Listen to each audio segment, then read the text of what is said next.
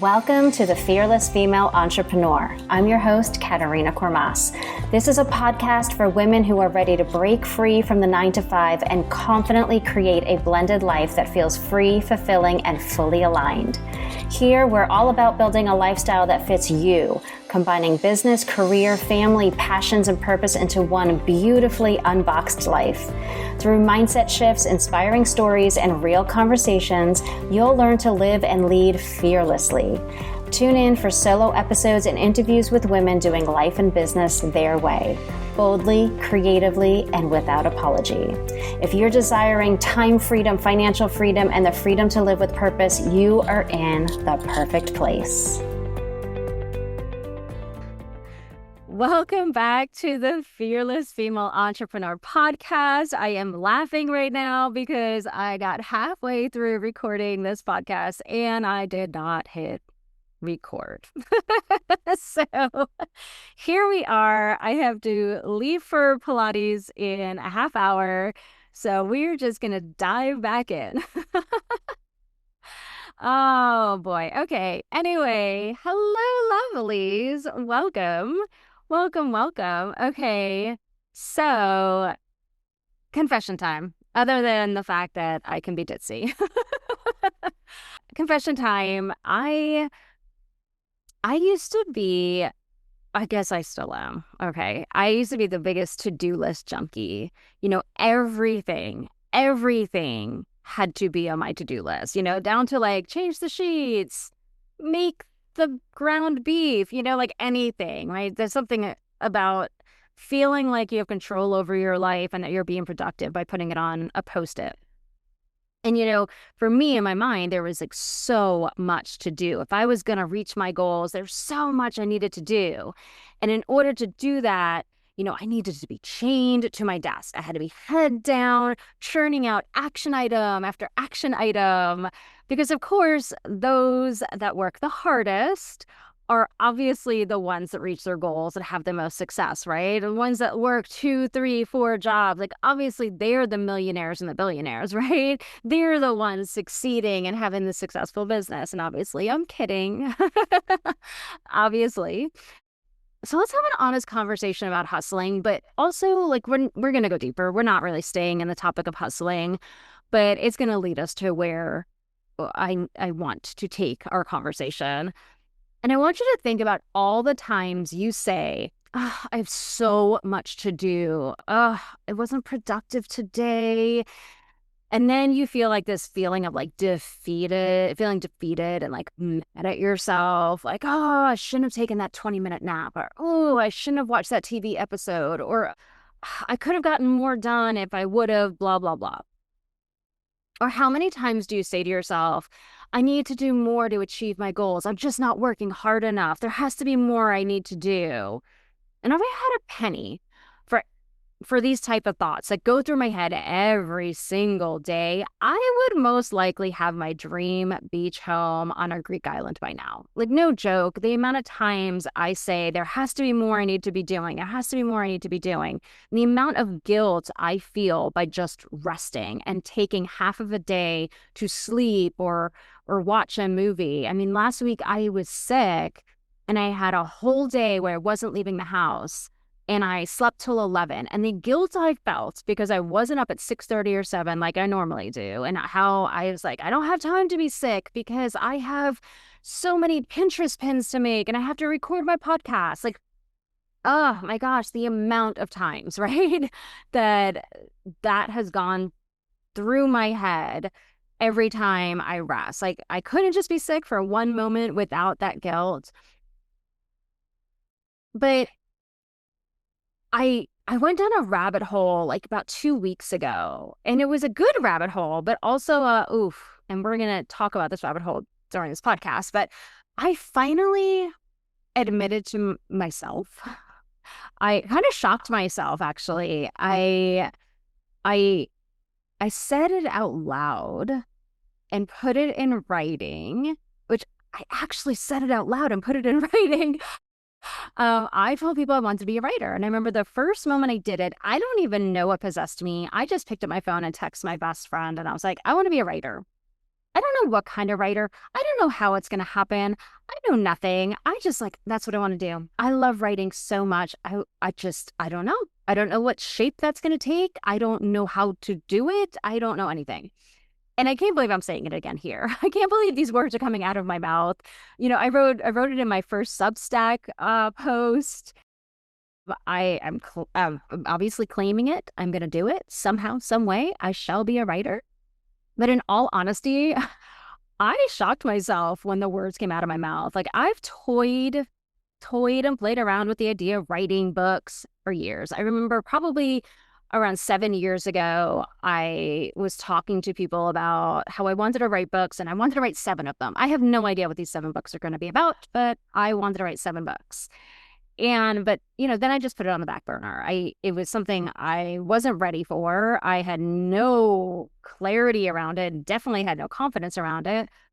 But this time, once I said the words, then that's when I was conscious of and acknowledged the fears and the doubts and the limiting beliefs that were popping up that had been holding me back from even entertaining the idea for years. Could I make money as a writer? Would anybody be interested? Would my writing be boring? Am I even a good writer? Like I keep telling myself I am. People say I am, but am I really enough to like write books or write articles for magazines? I only have 1,200 followers on Instagram and I've been stuck at 1,200 followers for years. Like who's going to even read this, right? And I am in this group called the Manifestation Collective, and I posted in there about wanting to be a writer. And the manifestation coach, Victoria Jackson, said she's like, she challenged me to explore whether my doubts and hesitations were around my self-worth. And whoo, y'all, I read that and talk about hitting the nail on the head with a sledgehammer, because that was it. I immediately started crying. Like I could feel that so deep in my chest and my soul. And I was like, yeah. And it just started making me think about all the deep desires we've had on our hearts for so long. Ones we said, I wish I could have, or I wonder if I could, but we talked ourselves out of it. Ones we've abandoned, ones we haven't started because, like, I don't even know how. Like, why would I even start? Like, all those kind of, reasons for, just sitting on our dreams. And I think part of the problem is like we live in a society that tells us that you just need to hustle and work hard to reach your dreams. But that never makes sense to me. It's never made sense to me. Because my problem, and I am confident about this, like my problem is not that I don't work hard. It's not that I don't want to work hard. Putting in the hours is not the problem. Taking action is not my problem. And I wish as humans, we'd stop trying to simplify everything. I wish we would stop making everything one-dimensional. Like everything's just black or white, right? Like everything's just one layer, one thing. Like we are so multifaceted, right? I get it. We are tangible bodies, and taking action is the way we live life, but we're also thoughts and beliefs and conscious and subconscious and energy and, all of that built in. We're so multidimensional. And, if you've been around for a while, I talk a lot about the evolution, the evolution that happens to us so that we can become the person that has those things that are on our hearts. And it really is a growing into the next chapter, growing into that dream that we have. And yes, having the things we want, that happens as you take action and do new things, and we're productive and we get outside our comfort zone. But having what you want and becoming who you desire to be is not really about the doing. It's about the opposite.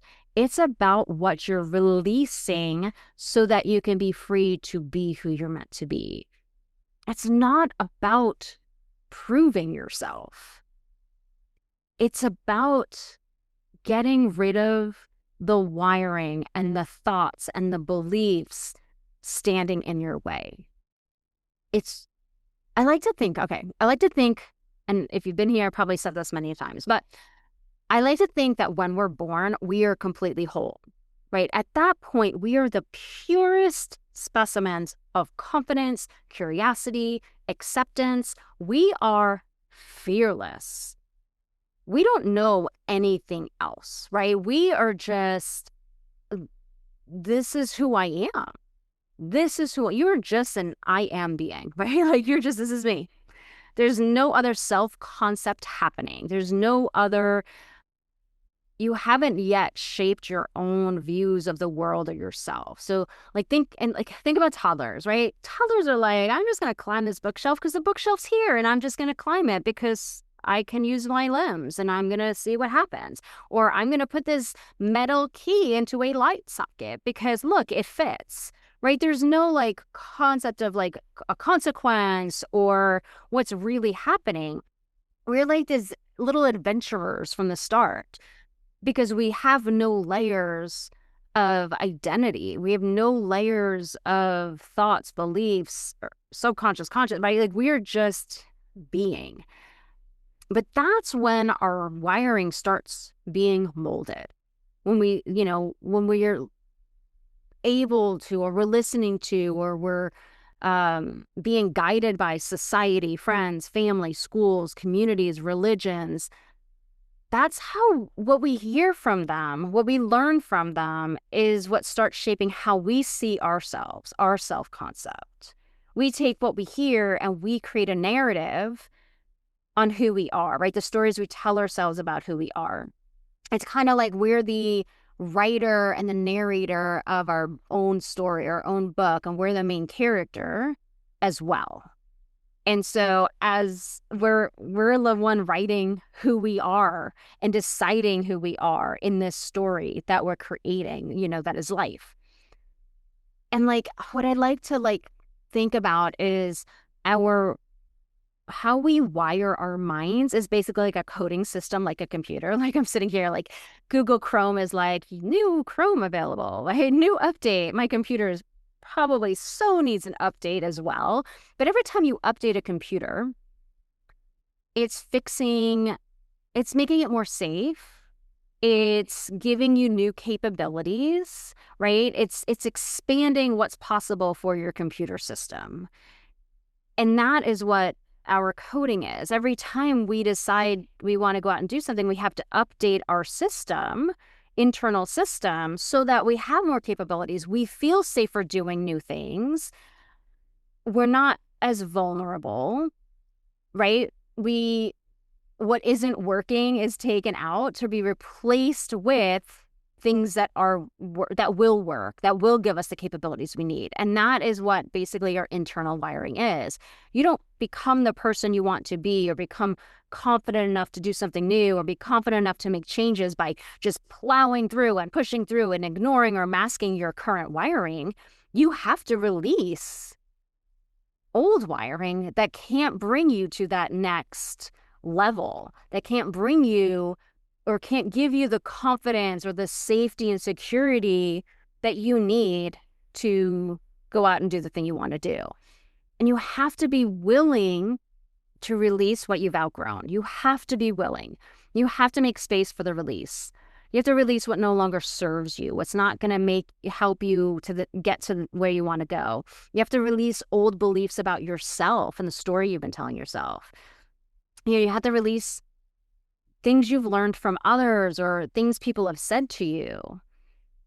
And so as you start to take action, you start to do new things and you build your confidence, what you're not seeing is that you're releasing old wiring and old thought patterns.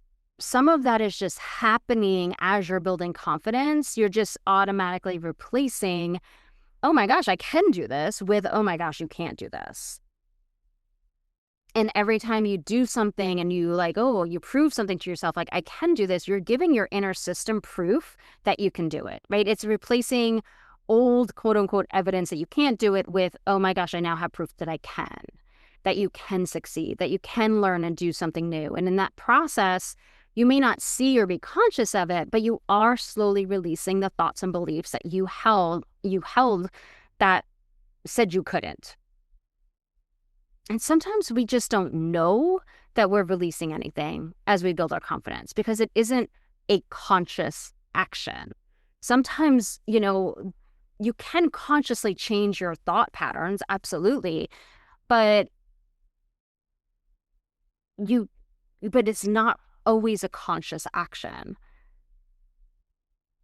It's kind of like you either have room for what you believe now or the belief that you are growing into, but you can't believe both. Does that make sense? Like, you either have room for what you believe now, or you have room for the belief that you're growing into, but you can't have both. You have to make room for the new beliefs, or new wiring recodes our old wiring, replaces it. It's like having a closet full of old clothes that you haven't worn in a long time. You can't just buy new clothes and stick them in and hang them in the closet. They're either not going to fit, or you won't be able to see them because they'll be strewn in amongst all the old clothes. You have to purge first to make room for what you desire to put in the closet. I think about people you see on the internet, right? And they're like, look at me, I did this thing and I got this result I desired. And what you aren't seeing is that they either already had the mindset, thoughts, and beliefs that supported their actions, or along the way, they had to overcome their old stories. They had to make other changes so that they could take action with confidence. But a lot of times, nobody's talking about that. Nobody's talking about what happened behind the scenes. And so it's easy to think, oh, look at these people going after their big dreams, and it was so easy for them. They believed in themselves. I have all these obstacles or whatever. And that's not true. They're just not talking about it, or they're not conscious that that's something that happened.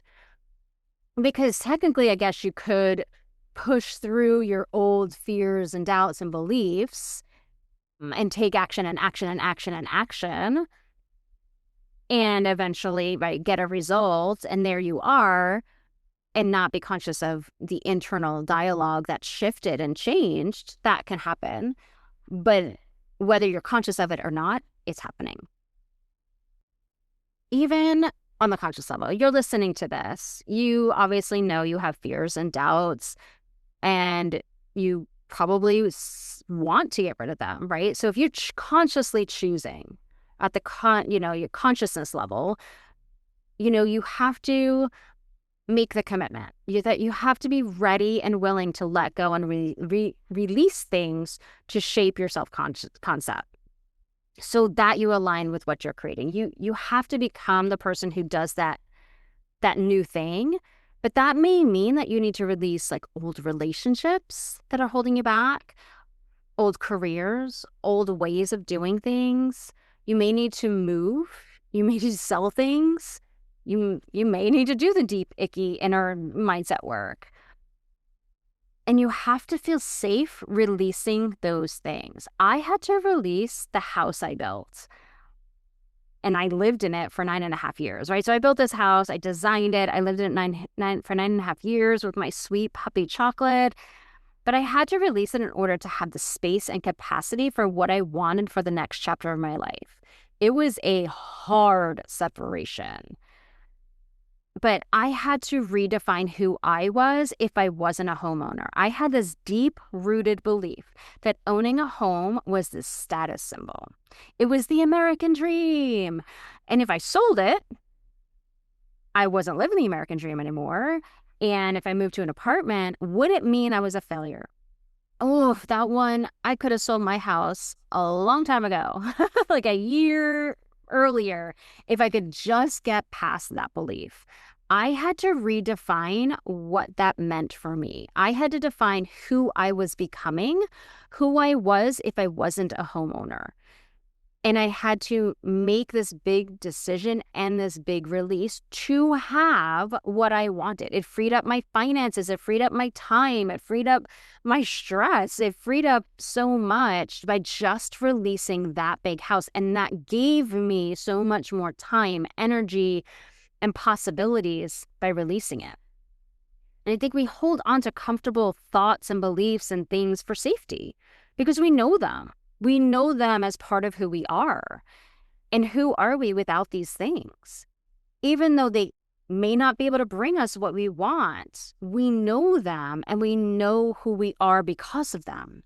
If you want to have that big breakthrough in moving forward and building your business and changing careers or having healthy relationships, you need to spend equal time in action and in releasing.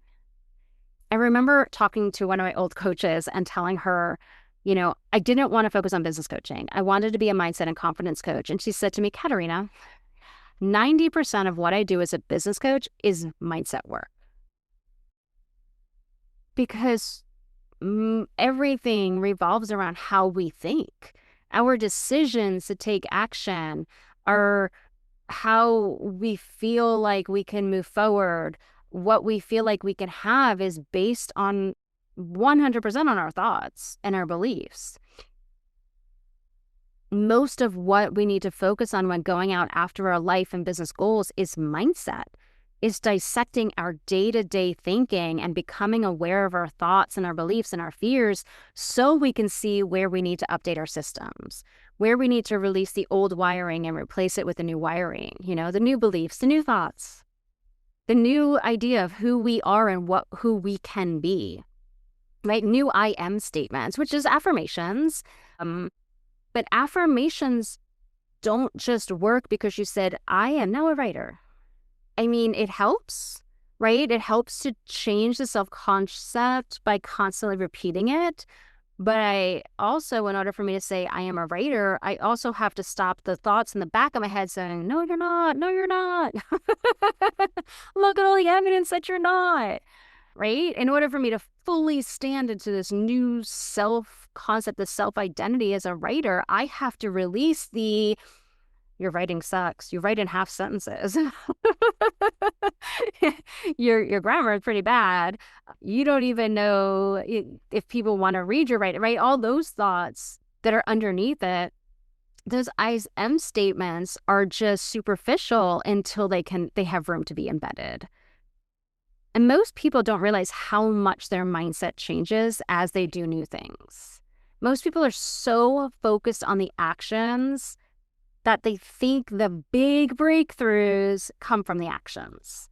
They aren't aware of how they themselves have changed. But don't you want to see that? Don't you want to see how much you've changed? Like if you ever look back at you 10, 15 years ago, I think about this the other day. So, okay.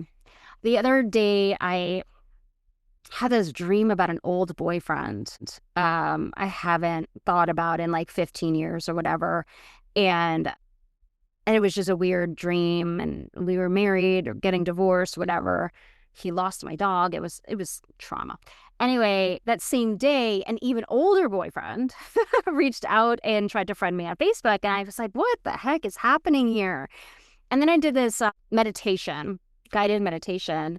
And you talk to your future self, and the future self said to me, you're not her anymore. That dream of that old boyfriend and who you were when you were with those two old boyfriends, that's not you anymore. When I came out of the meditation, I was really thinking about it. I'm not her. They easily stole my self-confidence. I was just lost then. I had no confidence. I would never think I would be where I am right now. I was small. I played small. I was only a fraction of who I am today. And I think we don't realize how much we've changed, or that we change as we go out and go on to the next chapter and do new things. I see this a lot with women because I work with women, going through really big transformations in their life. And I can see how they themselves change in the time we're working together.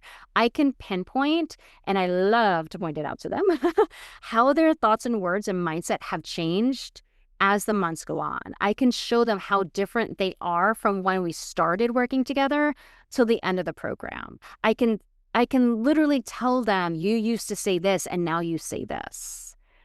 You didn't think this was possible, and you just did this big thing. And it doesn't take much. Most of my clients, I mean, they make big transformations in weeks of working together. We don't even need months or years. But I love that they're different, and they have this new level of confidence and this totally new concept of who they are and what they're capable of. It's like a totally different narrated book. You know, their character is like rewritten. And I can tell them everything that they released to get to where they are now. And a lot of the times they don't even realize they released it. They don't even realize. And it's such a huge aha moment for them. It's this absolutely beautiful evolution. So I have to leave for Pilates. So let's wrap this up. You know, we just have so many thoughts, things, relationships that are actually just a crutch for us. They're not like an enhancement. They're just holding us back. But it's in the daring to release those things where the true magic happens. And that is when the actions that you take start actually showing you the results. It's not the action, it's who you were when you took it. I think about it as this like great untethering, when there is nothing holding you back. Like think about somebody wrapping a rope around you and holding you back, but all of a sudden they release you, right? And you're trying to run while they're holding you back, and they release you and you're just like out of the gates. Like the heavy weight that's been pulling you down is gone, and you can move freely and quickly. And it's like having the right fuel in your car. It will allow you to accelerate. It's an evolution where all the pieces are in place, where your level of confidence matches exactly what you're going for, and you become a magnet to it. It's scary and beautiful all at the same time. So I wanted to share that with you all today. I want you to take your journal and really write out who you are right now and what you're going out after. Who do you want to become? What do you have now? What do you want? You know, what do you want your life to look like? And write down all of the tethers keeping you where you are, all of the beliefs and thoughts and the fears that you are holding onto. And then I want you to write that you're ready to release each and every one of them. And write how it would feel to release those beliefs. How would it feel if you no longer feared judgment of others? What if you no longer had the thought that your writing is boring? What if you, right?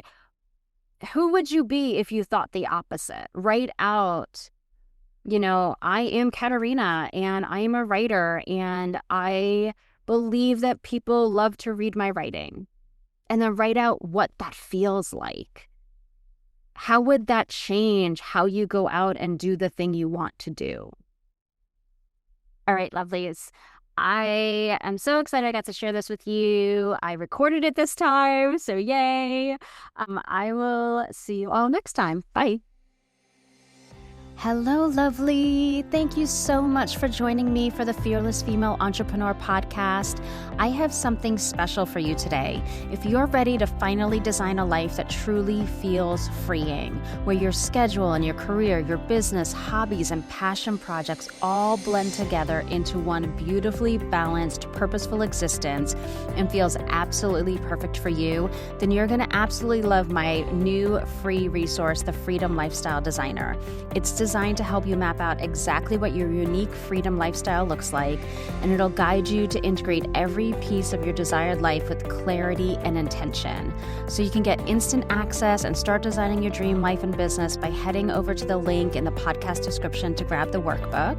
And for those of you who are serious about making this freedom a reality, I invite you to book a free 30-minute momentum call with me. Just click the link in the podcast description to book the call, and let's chat about how we can transform your life and business vision into your everyday life experience. So thanks for tuning in, and I'll catch you next time.